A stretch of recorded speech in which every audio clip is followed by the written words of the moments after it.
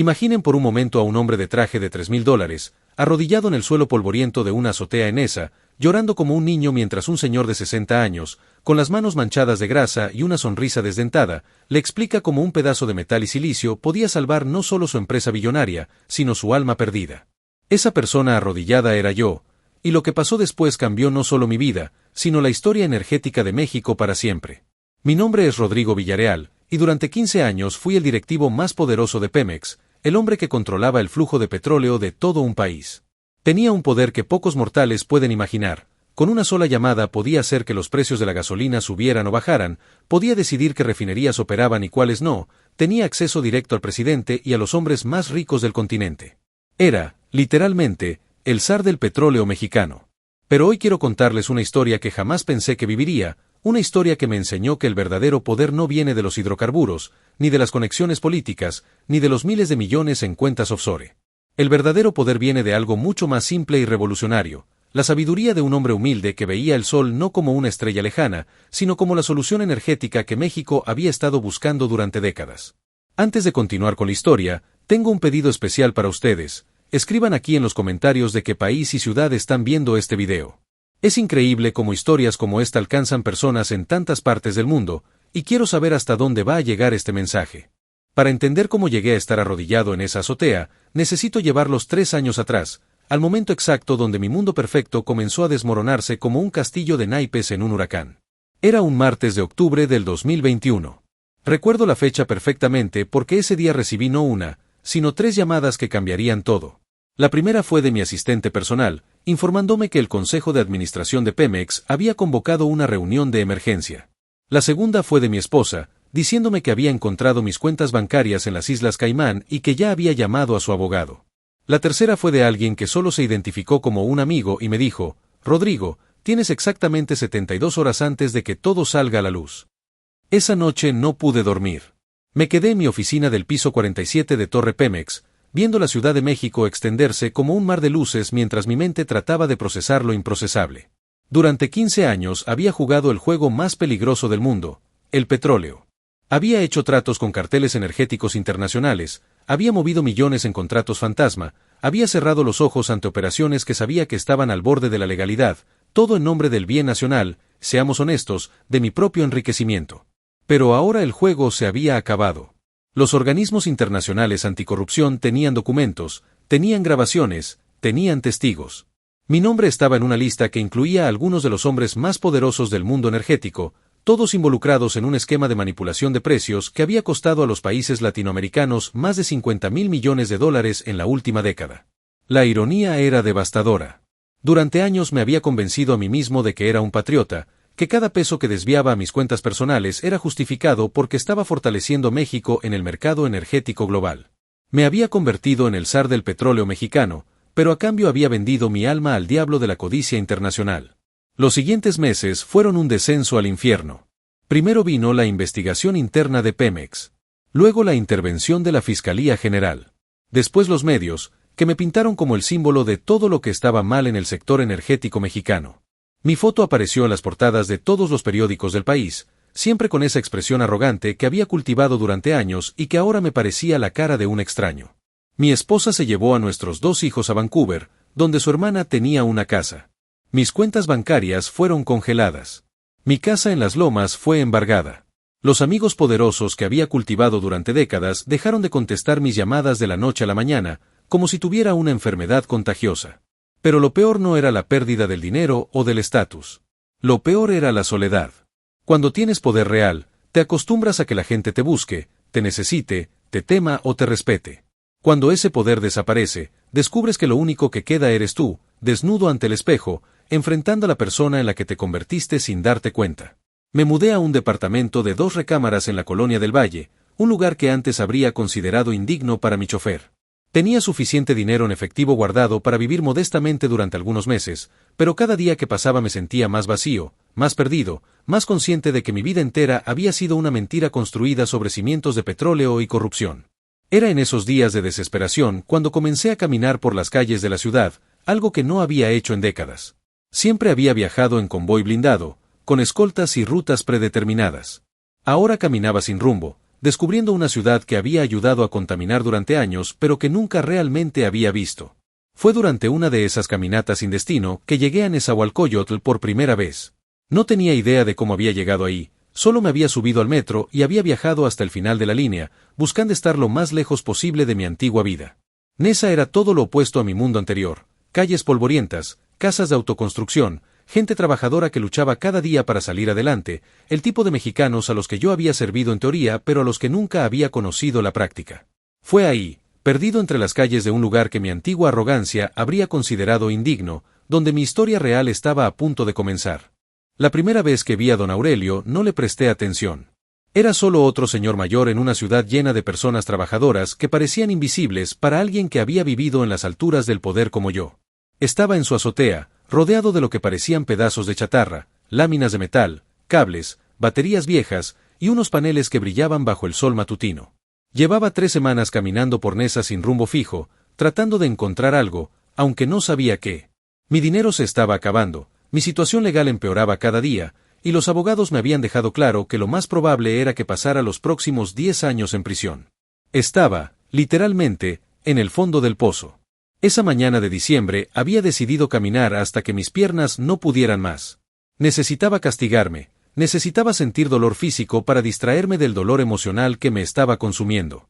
Había caminado durante horas bajo el sol implacable cuando me detuve frente a una casa de 2 pisos con la azotea llena de esos extraños artefactos brillantes. No sé por qué subí.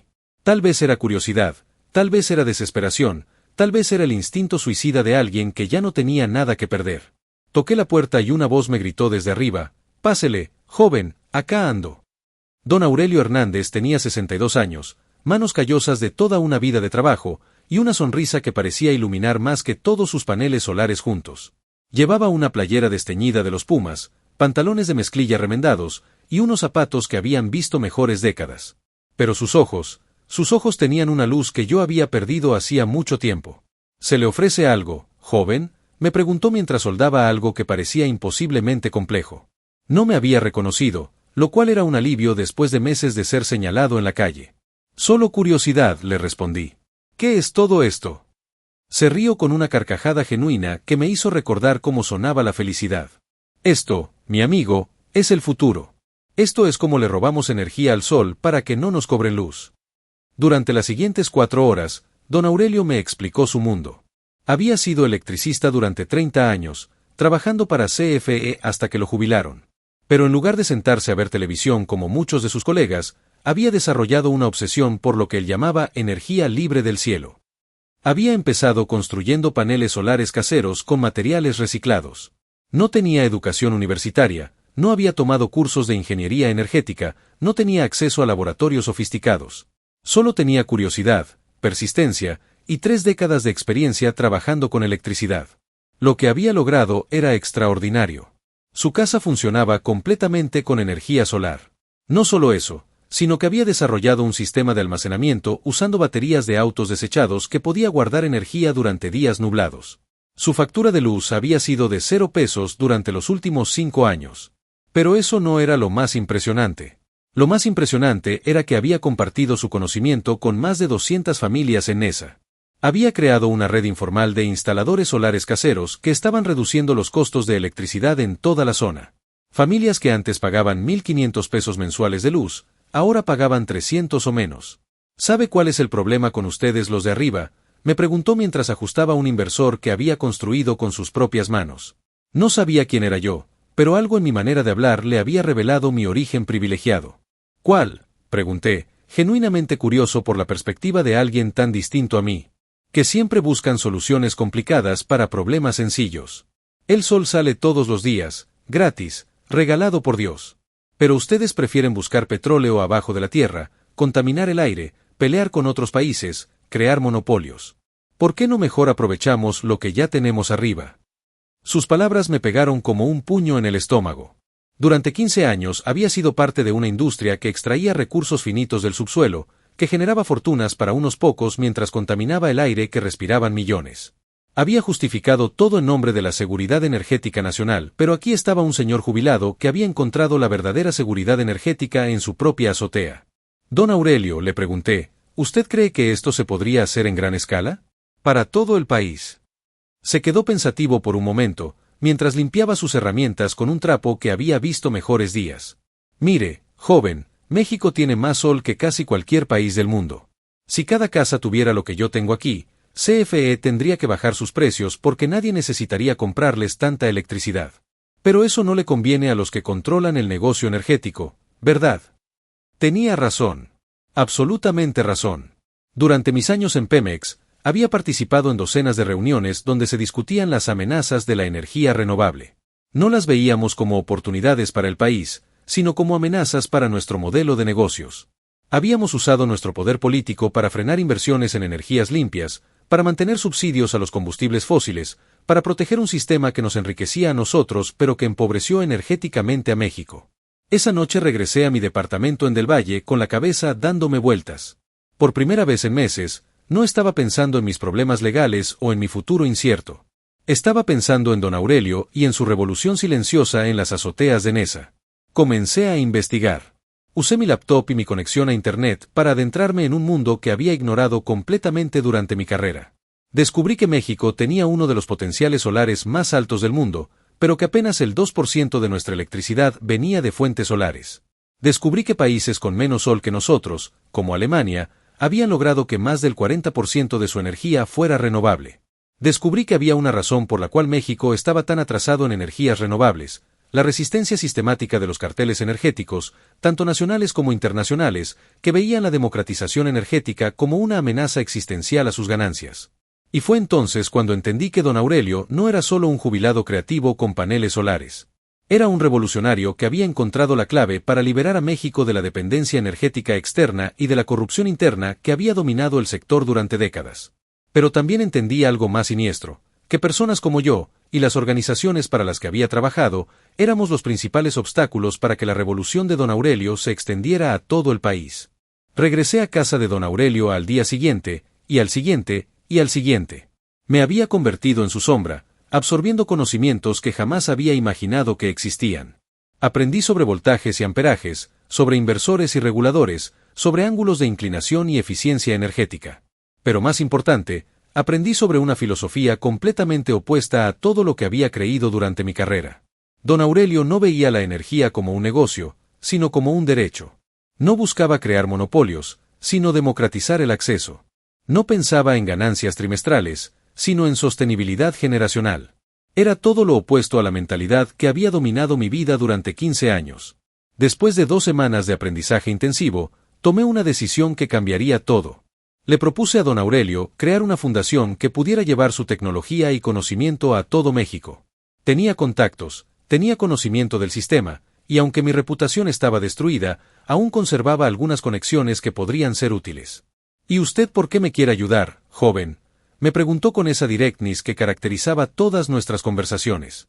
Le conté toda la verdad. ¿Quién era? ¿Qué había hecho? ¿Por qué estaba ahí? Esperaba rechazo, desprecio, tal vez que me corriera de su casa. En lugar de eso, se quedó callado durante largos minutos, viendo hacia el horizonte donde el sol comenzaba a ponerse. Mire, don Rodrigo, finalmente me dijo, yo no sé nada de fundaciones ni de papeleos burocráticos. Pero si usted realmente quiere hacer algo bueno después de tanto daño, pues adelante. Nomás no me vaya a fallar como les falló a todos los mexicanos durante tantos años. Sus palabras fueron como un puñal, pero un puñal necesario que cortó las últimas vestiduras de mi orgullo. Tenía razón. Le había fallado al país durante décadas, pero aquí tenía la oportunidad de hacer algo diferente. Comenzamos a trabajar en lo que llamamos Proyecto Sol Libre. La idea era sencilla: crear una red nacional de técnicos capacitados en instalaciones solares caseras, usar materiales reciclados y de bajo costo, y ofrecer sistemas de financiamiento accesibles para familias de bajos recursos. En lugar de competir con las grandes empresas de energía renovable, que vendían sistemas caros para clase media alta, nosotros nos enfocaríamos en democratizar la tecnología solar para los que más la necesitaban. Usé mis últimos contactos para conseguir reuniones con inversionistas de impacto social. Muchos me colgaron el teléfono en cuanto escucharon mi nombre, pero algunos estuvieron dispuestos a escuchar. La propuesta era poderosa: por cada peso invertido, podríamos reducir los costos de electricidad de una familia en un 80% durante los próximos 20 años. También usé mi conocimiento interno del sector energético para diseñar una estrategia que evitara la resistencia regulatoria que yo mismo había ayudado a crear durante mis años en Pemex. Sabía exactamente qué leyes usar, qué vacíos legales aprovechar, qué funcionarios contactar. Todo iba mejor de lo esperado hasta que recibí una llamada que me heló la sangre. Era de Víctor Petrov, un ruso que había conocido durante mis años en Pemex y que representaba a un consorcio energético internacional que controlaba inversiones petroleras en más de 20 países. Rodrigo, mi viejo amigo, me dijo con esa voz sedosa que recordaba perfectamente, he escuchado cosas interesantes sobre tu nuevo proyecto. Me gustaría que platicáramos. Nos vimos en el bar del Hotel St. Regis, el mismo lugar donde años atrás habíamos cerrado algunos de los contratos más turbios de mi carrera. Víctor no había cambiado nada, traje italiano impecable, reloj suizo que costaba más que una casa, y esa sonrisa de tiburón que usaba cuando estaba a punto de devorar algo. Tu proyecto solar es fascinante, comenzó después de ordenar whisky escocés de 40 años. Nosotros también estamos muy interesados en energías renovables. De hecho, nos gustaría invertir en tu iniciativa. La oferta era tentadora, $50 millones para expandir proyectos Sol Libre a nivel nacional. A cambio, ellos tendrían control mayoritario de la tecnología y de la red de distribución. Además, me asegurarían que mis problemas legales desaparecieran completamente. Piénsalo, Rodrigo, me dijo mientras firmaba la cuenta con una tarjeta negra. Podemos hacer que regreses a donde perteneces. Poder, dinero, influencia, pero ahora en el sector de energías limpias. Es el futuro, y nosotros queremos que seas parte de él. Esa noche no pude dormir. La oferta de Víctor era la respuesta a todos mis problemas personales, pero sabía que también significaba el fin de todo lo que don Aurelio y yo habíamos construido. Conocía a Víctor y su consorcio. Convertirían la energía solar en otro monopolio, solo que esta vez verde. Los precios subirían, la tecnología se volvería propietaria, y las familias pobres como las de Nesa quedarían excluidas una vez más. Al día siguiente fui con don Aurelio y le conté sobre la oferta. Esperaba que me dijera qué hacer, pero en lugar de eso me hizo una pregunta que cambió todo. Don Rodrigo, ¿usted por qué cree que llegó hasta mi azotea? No supe qué responder. Llegó porque perdió todo lo que pensaba que tenía valor, continuó. Su dinero, su poder, su estatus. Y cuando perdió todo eso, encontró algo que vale mucho más, la oportunidad de hacer algo realmente bueno por su país. Ahora le están ofreciendo regresar a lo mismo que lo trajo hasta acá. ¿Usted qué cree que debe hacer? La respuesta era obvia, pero no era fácil. Rechacé la oferta de Víctor esa misma tarde. Su respuesta fue inmediata y brutal. Al día siguiente, inspectores del gobierno llegaron a la casa de don Aurelio con órdenes de clausura por instalaciones eléctricas no autorizadas. Nuestros inversionistas de impacto social recibieron llamadas anónimas sugiriendo que revisar su asociación con un criminal conocido como yo. Los medios comenzaron a publicar artículos sobre cómo yo estaba usando a familias pobres para rehabilitar mi imagen. La guerra había comenzado, y Víctor tenía todas las armas tradicionales, dinero, conexiones políticas, poder mediático. Nosotros teníamos algo diferente, algo que ellos no entendían, la fuerza de una comunidad que había encontrado esperanza en la independencia energética. La batalla más importante de mi vida no se peleó en salas de juntas ni en despachos de abogados. Se peleó en las azoteas de Nezahualcóyotl, en las casas de autoconstrucción donde familias enteras se habían unido para defender lo que don Aurelio había construido. Cuando llegaron los inspectores gubernamentales con órdenes de clausura, se encontraron con algo que no esperaban: 200 familias que habían reducido sus recibos de luz de $1,500 a $300 mensuales y que no estaban dispuestas a regresar a la pobreza energética sin pelear. La señora Marta, una mujer de 40 años que trabajaba doble turno en una maquiladora para mantener a sus 4 hijos, se plantó frente a los inspectores y les dijo: «Este señor», señalándome a mí, «y don Aurelio nos enseñaron a no depender de ustedes. Ahora mis hijos pueden hacer su tarea con luz eléctrica sin que yo tenga que escoger entre pagar la luz o comprar comida. Si quieren quitar nuestros paneles, van a tener que pasar sobre nosotros». Era la primera vez en mi vida que veía poder real. No el poder artificial que viene del dinero o las conexiones políticas, sino el poder genuino que surge cuando una comunidad se une para proteger algo que realmente les ha cambiado la vida. Los inspectores se fueron sin clausurar nada. No podían enfrentar a 200 familias unidas sin crear un escándalo mediático que lo superaba. Pero Víctor no se rindió tan fácilmente. Su siguiente movimiento fue más sofisticado: comenzó a infiltrar nuestro proyecto desde adentro. Ofreció trabajos bien pagados a algunos de nuestros técnicos capacitados, intentó comprar los terrenos donde instalábamos paneles solares comunitarios, y comenzó una campaña de desinformación sugiriendo que nuestros sistemas caseros eran peligrosos y podían causar incendios. La presión era inmensa. Mis problemas legales se intensificaron, la Fiscalía General recibió nueva evidencia de mis crímenes pasados. Mi exesposa comenzó a recibir llamadas amenazantes. Incluso llegaron a ofrecer dinero a don Aurelio para que terminara nuestra asociación. Fue en ese momento de máxima presión cuando ocurrió algo extraordinario. La comunidad de Nesa decidió contraatacar, pero no con las armas tradicionales del poder, sino con la fuerza de la verdad y la creatividad popular. Organizaron lo que llamaron el Festival del Sol. Durante un fin de semana completo, abrieron todas las casas con paneles solares para que cualquier persona pudiera venir a verlos funcionar. Trajeron ingenieros de universidades públicas para que certificaran que nuestros sistemas no solo eran seguros, sino que en muchos casos eran más eficientes que las instalaciones comerciales caras. Invitaron a periodistas independientes, a influencers de redes sociales, a estudiantes universitarios. El mensaje era simple: vengan a ver con sus propios ojos lo que la energía solar casera puede hacer por México. El impacto fue tremendo. Los videos del festival se volvieron virales en redes sociales. Almohadilla Sol Libre México se volvió tendencia nacional. Decenas de comunidades en otros estados comenzaron a pedir información sobre cómo replicar nuestro modelo. Pero el momento decisivo llegó cuando don Aurelio fue invitado a un programa de televisión nacional para debatir con un representante de Victor sobre el futuro energético de México. Yo estaba nervioso. Don Aurelio nunca había aparecido en televisión, mientras que el representante de Victor era un comunicador profesional con doctorado en economía energética. Lo que pasó en ese programa cambió todo. El representante de Victor, un tipo llamado Dr. Sandoval, llegó con gráficas sofisticadas, proyecciones económicas complejas y argumentos técnicos que sonaban impresionantes, pero que básicamente decían que la energía solar solo podía funcionar con inversiones multimillonarias controladas por grandes corporaciones. Don Aurelio llegó con una caja de herramientas y una sonrisa. Doctor, le dijo durante el debate, usted habla muy bonito, pero yo le traje algo mejor que palabras. Sacó de su caja un panel solar del tamaño de un libro, conectó una batería casera y encendió una lámpara LED. Esto costó 300 pesos, lo hice en mi casa, y puede dar luz a una familia por 6 horas cada noche. Su empresa multimillonaria puede hacer algo mejor por 300 pesos. El doctor Sandoval se quedó sin palabras. Comenzó a hablar de certificaciones internacionales, de estándares de calidad, de complejidades regulatorias. Don Aurelio lo interrumpió: doctor, ¿sabe cuántas familias mexicanas no pueden pagar sus certificaciones internacionales? ¿Sabe cuántos niños hacen su tarea a la luz de velas porque la electricidad está muy cara? Yo no tengo doctorado, pero sí tengo 300 familias que ahora pagan menos luz gracias a lo que aprendieron conmigo. Fue un momento de televisión que definió todo. La autenticidad aplastó la artificialidad.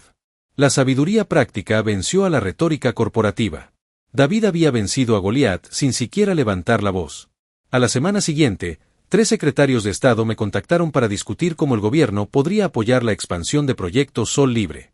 Universidades públicas comenzaron a ofrecer cursos de capacitación basados en las técnicas de don Aurelio. Incluso algunos de mis antiguos colegas en el sector energético me buscaron en privado para preguntarme cómo podían invertir en energías renovables de manera ética. Victor intentó un último movimiento desesperado: ofreció comprar Proyecto Sol Libre por $200 millones. Era una suma que habría resuelto todos mis problemas económicos y legales para siempre. Don Aurelio y yo nos vimos esa tarde en su azotea, viendo el atardecer sobre la ciudad que habíamos empezado a cambiar panel solar por panel solar. ¿Sabe qué, don Rodrigo?, me dijo mientras limpiaba sus herramientas como hacía cada día. Cuando yo era joven, trabajaba para CFE, y siempre soñé con que un día la electricidad fuera tan barata que todas las familias mexicanas pudieran tener luz sin preocuparse por el dinero. Ahora que estoy viejo, estoy viendo ese sueño hacerse realidad. ¿Usted cree que hay dinero en el mundo que valga más que ver un sueño cumplirse? Rechazamos la oferta de Victor esa misma noche. Hoy, 3 años después de ese primer encuentro en la azotea de don Aurelio, puedo decirles que Proyecto Sol Libre ha cambiado la vida de más de 50,000 familias en todo México. Tenemos técnicos capacitados en todos los estados del país, hemos desarrollado sistemas de financiamiento que permiten que cualquier familia pueda instalar paneles solares pagando menos de lo que gastaba en electricidad, y hemos demostrado que México puede liderar la revolución energética mundial sin depender de corporaciones extranjeras. Pero el impacto va mucho más allá de los números. Hemos demostrado que existe una alternativa al modelo energético que dominó el siglo XX. En lugar de extraer recursos del subsuelo para enriquecer a unos pocos, podemos aprovechar recursos renovables del cielo para beneficiar a todos. Don Aurelio se ha convertido en una figura nacional.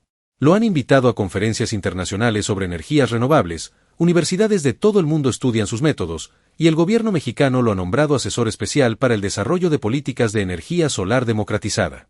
Pero él sigue viviendo en la misma casa de Nesa, sigue usando la misma ropa remendada, y sigue subiendo a su azotea todas las mañanas para ver salir el sol. ¿Sabe por qué no me cambio de casa, don Rodrigo?, me preguntó hace unas semanas. Porque desde aquí puedo ver todas las azoteas del barrio brillando con paneles solares. Es el paisaje más hermoso del mundo, el paisaje de la independencia energética. En cuanto a mí, mi transformación ha sido completa. Mis problemas legales se resolvieron cuando decidí colaborar completamente con las autoridades, proporcionando información que ayudó a desmantelar varias redes de corrupción en el sector energético. Pasé 6 meses en prisión, pero fueron los 6 meses más importantes de mi vida. Me dieron tiempo para reflexionar sobre el daño que había causado y el bien que aún podía hacer. Ahora dirijo Proyecto Sol Libre a tiempo completo, sin salario fijo, viviendo de las donaciones que genera el proyecto. He perdido las mansiones, los autos de lujo, las cuentas bancarias millonarias, pero he ganado algo infinitamente más valioso, la paz interior que viene de saber que cada día de mi vida contribuye a hacer de México un país más justo y sostenible. Mi esposa regresó de Canadá hace un año con nuestros hijos. Al principio fue difícil reconstruir la confianza, pero cuando vio el impacto real de lo que estábamos haciendo, cuando conoció a don Aurelio y a las familias que habíamos ayudado, entendió que había recuperado no solo a su esposo, sino a una mejor versión de quien yo podía ser. Mis hijos, que ahora tienen 14 y 16 años, trabajan como voluntarios en el proyecto durante sus vacaciones escolares. Aprenden de don Aurelio las mismas técnicas que yo aprendí, pero también aprenden algo más importante, que el verdadero éxito en la vida no se mide por cuánto tienes, sino por cuánto das. Víctor Petrov y su consorcio energético finalmente se rindieron. Después de 3 años de batalla, se dieron cuenta de que no podían competir contra un movimiento genuinamente popular que ofrecía soluciones reales a precios accesibles. La ironía es que ahora varias de las empresas que él representaba han comenzado a contactarnos para aprender nuestros métodos y aplicarlos en otros países latinoamericanos. El modelo de Proyecto Sol Libre se ha extendido más allá de las fronteras mexicanas. Tenemos equipos de técnicos trabajando en Guatemala, Colombia, Ecuador y Perú.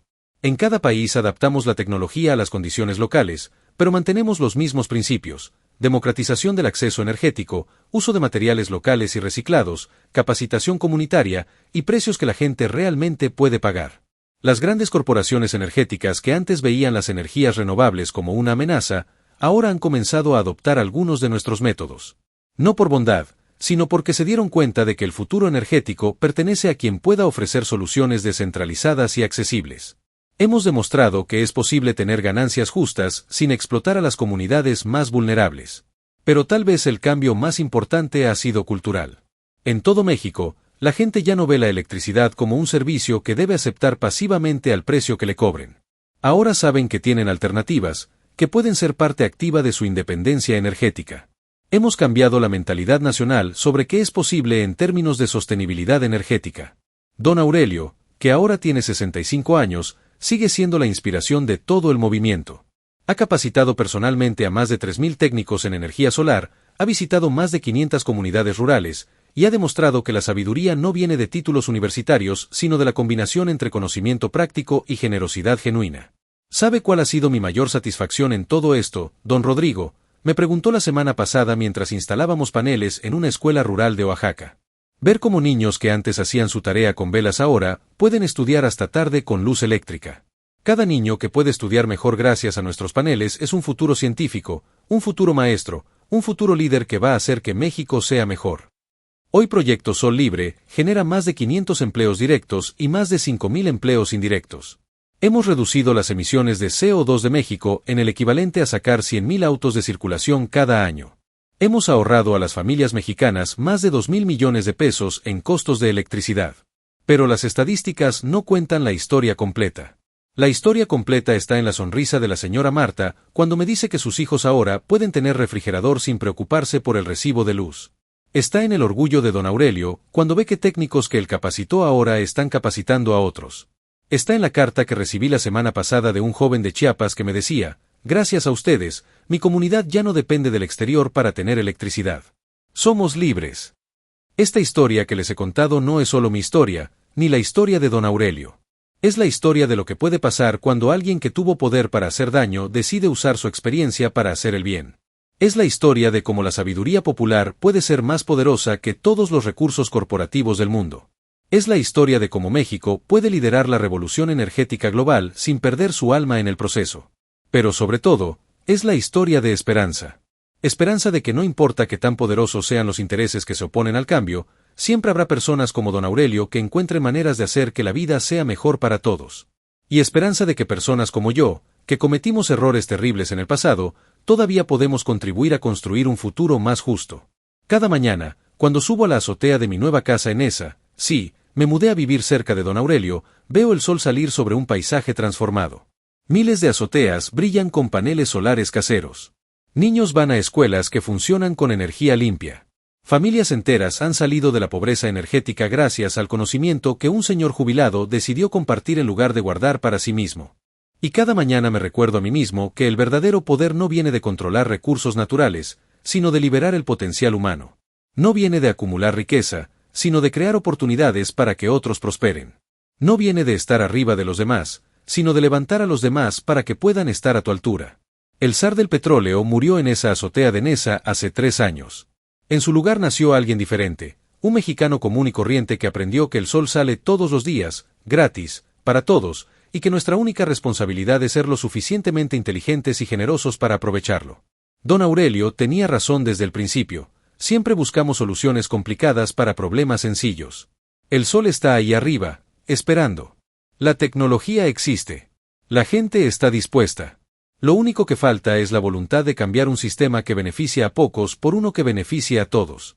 Ahora quiero hacerles una pregunta que puede cambiar no solo sus vidas, sino el futuro energético de todo nuestro continente. ¿Qué están esperando para convertirse en su propio don Aurelio? No necesitan ser ingenieros, no necesitan tener millones de pesos, no necesitan permisos gubernamentales complicados. Solo necesitan curiosidad, ganas de aprender, y la determinación de no seguir pagando recibos de luz abusivos mientras el sol brilla gratis sobre sus cabezas todos los días del año. En los comentarios de este video, cuéntenme, ¿cuánto pagan mensualmente de electricidad? ¿Han considerado alguna vez instalar paneles solares en sus casas? ¿Qué los ha detenido hasta ahora? Quiero conocer sus historias porque cada una de ustedes puede ser el próximo capítulo de esta revolución energética que está transformando a México. Si esta historia los inspiró, si creen que más personas necesitan conocer lo que don Aurelio y miles de técnicos como le están haciendo en todo el país, les pido que le den like a este video y se suscriban al canal de Human Tapestry. Cada suscripción nos ayuda a llegar a más personas que necesitan saber que existe una alternativa al modelo energético que nos ha mantenido dependientes durante décadas. Cada like nos acerca más a un México que brilla con su propia luz solar, no con petróleo extraído de las profundidades de la tierra. Y si realmente quieren ser parte del cambio, compartan este video en sus redes sociales. Etiqueten a esa persona que siempre se queja de los recibos de luz, pero que nunca ha considerado que puede hacer algo al respecto. Mándenselo a ese familiar que tiene una azotea vacía que podría estar generando electricidad gratis en lugar de solo acumular polvo. El cambio no viene de arriba hacia abajo. El cambio viene de personas comunes como ustedes que deciden que ya es hora de tomar control de su propio destino energético. Don Aurelio comenzó esta revolución con 300 pesos y una visión. ¿Cuál va a ser su excusa para no formar parte de ella? El sol sale mañana. La pregunta es, ¿van a seguir pagando por electricidad o van a comenzar a cosechar energía gratis del cielo? Nos vemos en el próximo video de The Human Tapestry, donde seguiremos contando las historias de personas extraordinarias que están cambiando al mundo de maneras que nunca imaginaron posibles.